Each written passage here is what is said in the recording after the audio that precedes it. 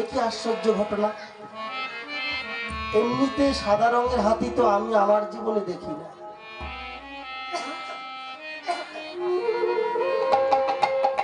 তার মধ্যে আবার দুটো সুর, একটা হাতির দুটো সুর। না, এটাই কৃষ্ণচন্দ্র ভগবান সখাকে বলতে হবে। ফিরে এলেন, আর এক পদ ধরে অর্জুন চলছে। অর্জুন দেখলেন কি একটি নদী দিয়ে একটা পচা গলা মরদেহ ভেসে যাচ্ছে, আর ওই পচা গলা মরদেহের উপরে একটা পাখি বসেছে। সেই পাখিটির ডানায় আবার কৃষ্ণ নাম লেখা। হরি বল, হরি বল। অর্জুন ভাবলেন, কি রে, আমার যতটুক জানা, যারা নাকি সাধুগুরু বৈষ্ণব হয় তারা তো যেখানে সেখানে বসে না। এই পাখির ডানায় হচ্ছে কৃষ্ণ নাম লেখা, অথচ এই পাখি এই পচা গলা মরদেহটার উপরে বসেছে। না, এটাই কৃষ্ণ সখাকে বলতে হবে। আর এক রাস্তা দিয়ে অর্জুন ভীম চলেছে। ভীম গিয়ে দেখলেন কি একটি সমতল জায়গায় 5টি গর্ত রয়েছে বাবা। আর এই 5টি গর্তের মধ্যে 3টি গর্ত জলে পরিপূর্ণ, কিন্তু 2টি গর্ত মধ্যে কোনো জল নাই।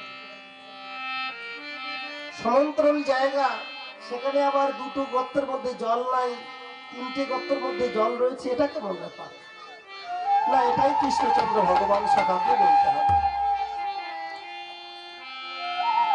নকুল চলেছে আরেকটি পদ ধরে, গিয়ে দেখলেন কি একটি গাভী সন্তান প্রসব করেছে, কিন্তু সন্তান প্রসব করেছে তো সেই সন্তানকে আদর করতে অর্থাৎ চাটতে চাটতে ওই বাছুরির প্রাণই নাশ করে ফেললেন, প্রাণেই মেনে ফেললেন। এটা কেমন? এই জগতে তো মায়ের মতো কেউ আপন হয় না, আর গাভী এই সন্তানকে আদর করতে করতে সন্তানকে মেরেই ফেলল। না, এটাই কৃষ্ণচন্দ্র ভগবান সখাকে জানাতে হবে। বাকি থাকলো কে মা? 5 ভাইয়ের মধ্যে সহদেব। সহদেব আরেকটি রাস্তা ধরে চলেছে। দেখলে একজন বাবা একটি বড় কলসির জল ছোট ছোট 7টি কলসিতে দিলেন। ওই 7টি কলসি পরিপূর্ণ হয়ে গেল। আবার ওই পরক্ষণে ওই 7টি ছোট কলসির জল ওই বড় কলসিতে যখন ঢেলে দিলে, বড় কলসিটির একটি কণাও পূর্ণ হলো না। সহদেব বললেন, এটা কেমন করে? এই কলসির জল হতেই তো 7টা কলসি পরিপূর্ণ করা হলো, আবার ওই 7টা কলসির জল যখন একটা কলসিতে ঢালা হলো তখন পরিপূর্ণ হলো না। না, এটাই কৃষ্ণচন্দ্র ভগবানকে বলতে হবে। তারপরের দিন যখনই হস্তিনাপুরে অনাদিরাদি গোবিন্দ কৃষ্ণচন্দ্র ভগবান এলেন, সবাই মিলে বললেন কি, কৃষ্ণচন্দ্র ভগবান কি, কৃষ্ণচন্দ্র ভগবান কি, কৃষ্ণচন্দ্র ভগবান কি।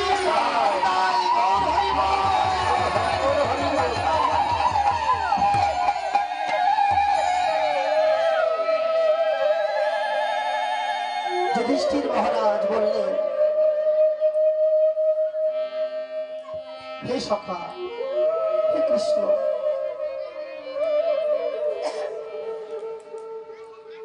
আপনি আসন গ্রহণ করুন। ভীম তো একটু অস্থির সবসময়। সহস্র হাতির শক্তি আছে ভীমের মধ্যে।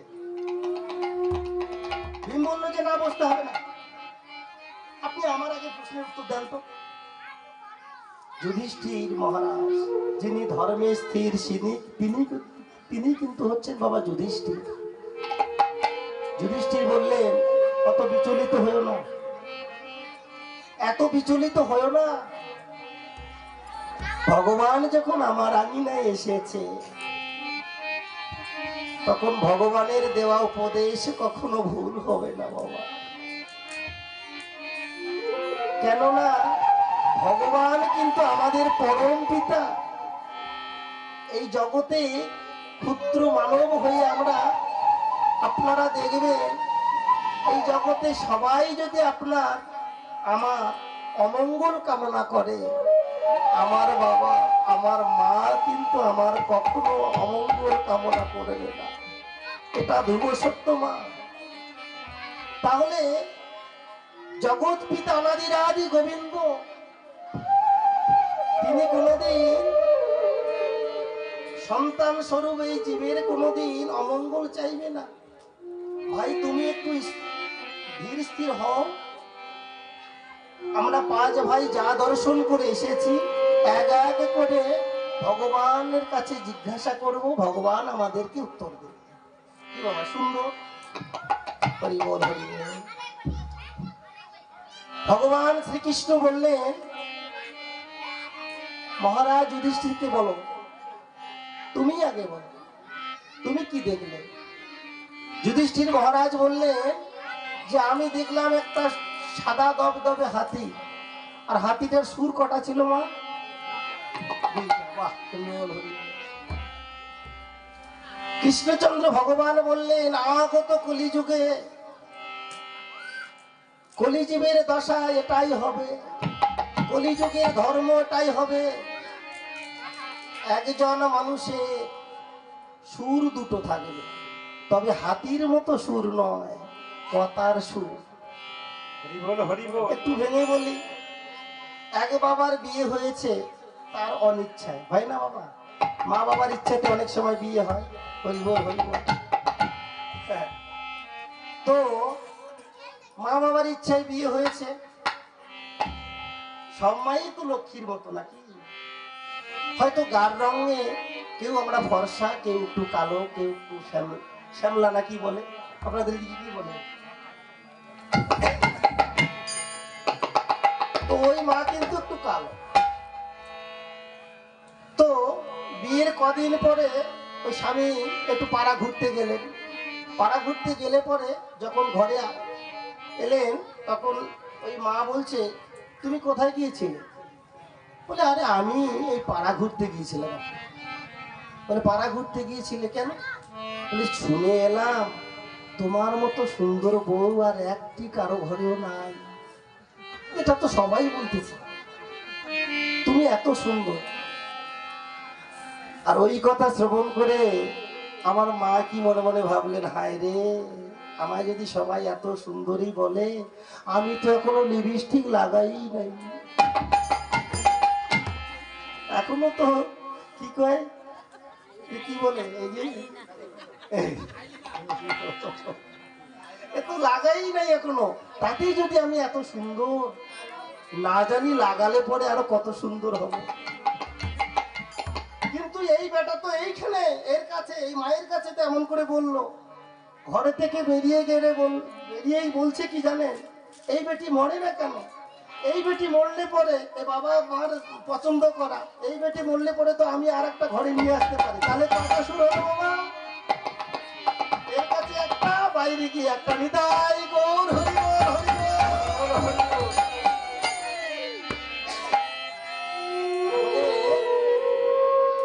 অর্জুন বললে, সখা আমার একটা প্রশ্ন আছে, আমি কি দেখলাম জানো? অবস্থা ভালো না, প্রতিদিন কীর্তন। নদী দিয়ে একটি বড় দেহ ভেসে যাচ্ছে, আর ওই বড় দেহের উপরে একটি কৃষ্ণ নাম লেখা পাখি বসেছে। তো আমি যতটুকু জানি যে সাধুগুরু বৈষ্ণব তো যেখানে সেখানে বসে না, বসে না। কৃষ্ণচন্দ্র ভগবান বললেন, কলিযুগে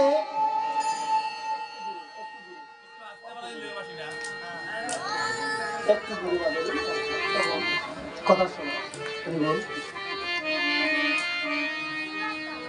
বললেন কলিযুগে সাধুদেরকে 4 ভাগ করা হবে। বাবা দুঃখ পেও না, এই ক্ষুদ্রমুখী এ সমস্ত কথা না বলাই ভালো, কিন্তু আপনাদের মতো এত সুন্দর পরিবেশ দেখে এটা দু চার কথায় এসেই যায়। হরিবল হরিবল। বললেন যে কলিযুগে সাধুদেরকে চার ভাগে বিভক্ত করা হবে। তার মধ্যে 3 ভাগ সাধু সঠিক থাকবে না, আর 1 ভাগ সাধু থাকবে সঠিক। আর ওই 1 ভাগ সাধু দিয়ে এই জগৎ পরিচালনা হবে। তারই নমুনা দেখা গেল সেই ওইখানে কি, যে এদিকে সাজাগোজ মানে তিলক থেকে শুরু করে গৌর সোনার অলংকার, ধবধবে সাদা ধুতি, কিন্তু মনের মধ্যে যে কি চলছে। আবার গুরু মন্ত্র নিয়ে রেখে ফেলেছে, কোনদিন ত্রিসন্ধ্যা করা তো দূরের কথা, জপ আদি ধ্যান করা তো দূরের কথা, এদিকে আবার সেজে গুজে বেড়াচ্ছে। তাহলে কলিযুগের অবস্থা কিন্তু তাই হবে। ভীম বললেন যে আমি দেখলাম কি সমতল জায়গায় 5খানি গর্ত রয়েছে, 3টি গর্ত পরিপূর্ণ সখা, 2টি গর্তে কোন রকম জল নাই। কি মা সেটাই বলছিল তো?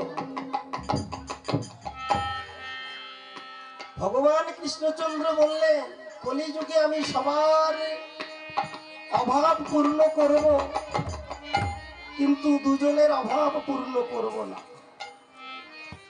কোন দুজন? এক হচ্ছে বৈষ্ণবে আর এক হচ্ছে ব্রাহ্মণে। আপনারও এখানে যদি কোনো ব্রাহ্মণ বাবা মা থেকে থাকেন, দেখবেন ব্রাহ্মণকে যতই আপনারা দেন না কেন, ব্রাহ্মণের কিন্তু মন কোনোদিন ভরাতে পারবে না। আর বৈষ্ণবকে যদি এই জাগতিক জগতের ধনৈশ্বর্যে পরিপূর্ণ করে দেওয়া হয়, আর ধন যেখানে, ওই যে পরীক্ষিত মহারাজ উনিকে জায়গা দিয়েছিল 5খানি, শেষে দিল কি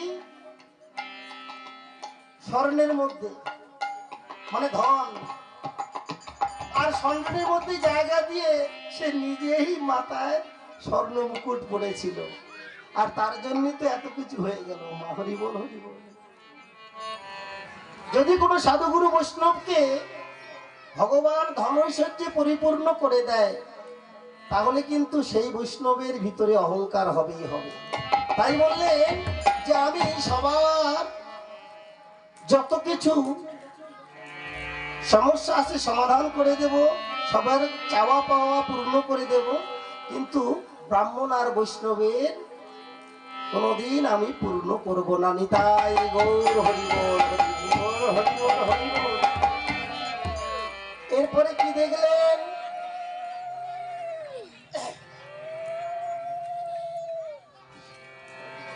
নকুলকে দেখেছিলেন মা? বলেন তো, আমি কিন্তু তখনই বলেছিলাম জিজ্ঞাসা করবো, নকুল কি দেখেছিল বলেন? হ্যাঁ, হরিবল হরিবল। তাহলে মারা তো ধ্যান দিয়ে কীর্তন শ্রবণ করে না, বাবাই বলে দিল হরিবল হরিবল।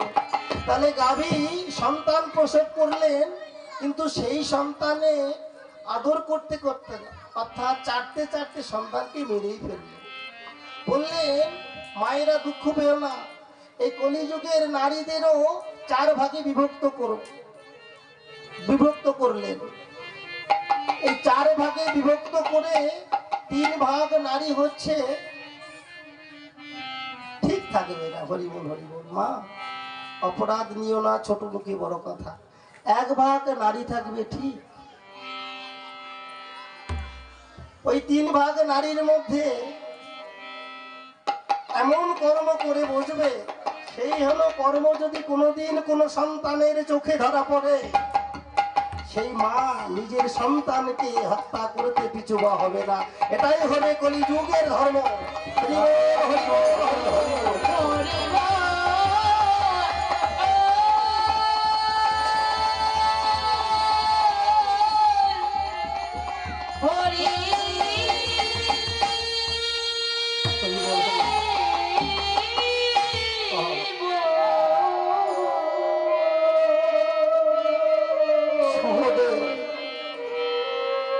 সহদেব অনাদি রাদি গোবিন্দ কৃষ্ণচন্দ্র ভগবানের কাছে হাত জোর করে বললেন, প্রভু আমার 4 ভাইয়ের উত্তর তো দিলে, আমি বড় ব্যথিত হয়ে আছি প্রভু, আমার উত্তরটা তুমি দেবে না? কেননা গীতায় ভগবান বলেছে অর্জুনকে, অর্জুন তুমি দীপ্ত কণ্ঠে ঘোষণা করে দাও, আমার ভক্তের বিনাশ নাই, বিনাশ নাই, বিনাশ নাই। তাহলে আমার দাদাদের উত্তর দিলে আমার কি উত্তর হবে না? ভগবান কৃষ্ণচন্দ্র বললেন, সহদেব তুমি বিচলিত হও না। তুমি কি কি দেখেছো বলো? যে আমি দেখলাম একটি বড় কলসি, এই কলসি হতে ছোট 7টি কলসি পরিপূর্ণ হলো। যখন ওই 7টি কলসির জল বড় কলসিতে ঢাললেন, এই কলসির এক কণাও পূর্ণ হলো না। ভগবান এতক্ষণে যেভাবে উত্তর দিয়েছিলেন মা, এখন একটু নিজেকে অন্যমনস্ক করে কাঁদো কাঁদো ছলো ছলো নয়নে সহদেবকে উত্তর দিচ্ছে, সহদেব তুমি জানো কলিযুগে একজন মা, সেই মায়ের স্তনদুগ্ধ পান করে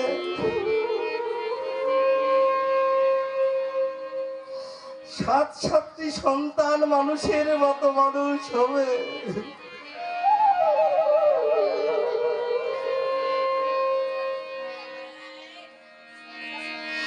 কিন্তু ওই 7টি সন্তানের দ্বারা ওই মায়ের এই ক্ষুদ্র ভাণ্ড পরিপূর্ণ করবার মতো কেউ থাকবে না।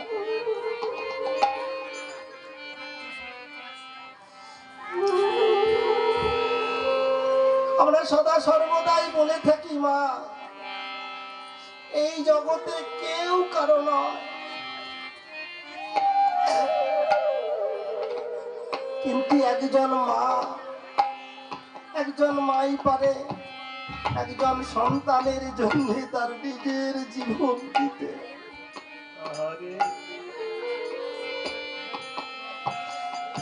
মৃত্যু পথযাত্রী সব মাকে যদি কোনো একটি পরিস্থিতিতে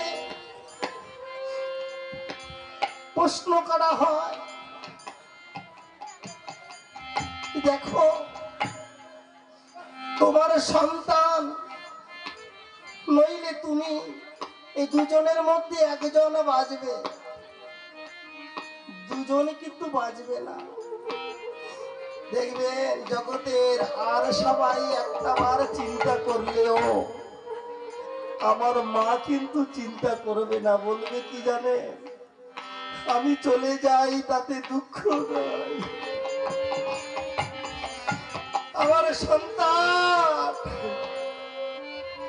সে সুস্থ থাকনি, তাই গোর হরি বল, হরি বল, হরি বল।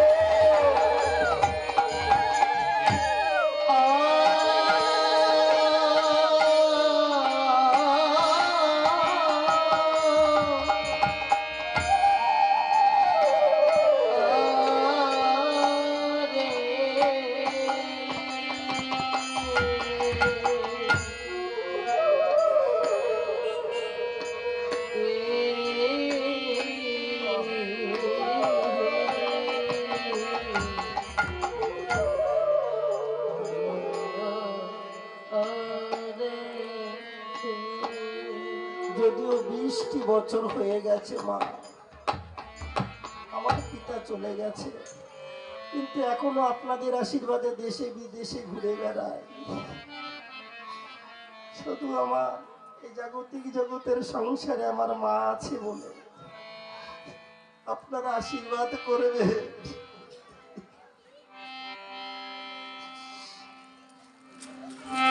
আমার মা যেন এমন ভাবে দীর্ঘদিন ধরে আমার সঙ্গে থাকতে পারে। মা না যেদিন মা থাকবে না আমার, সেদিন হয়তো সেদিন থেকে এইভাবে আর সাধুগুরু বৈষ্ণবের দর্শনই আমার করা হবে না। হরি বল হরি বল।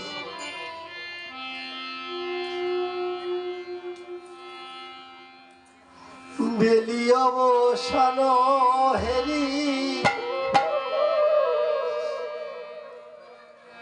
আজ গৃহেতে চলিলা, বেলি অবসান হেরি গৃহেতে চলিলা। বেলি অবসান হেরি গৃহেতে চলিলা।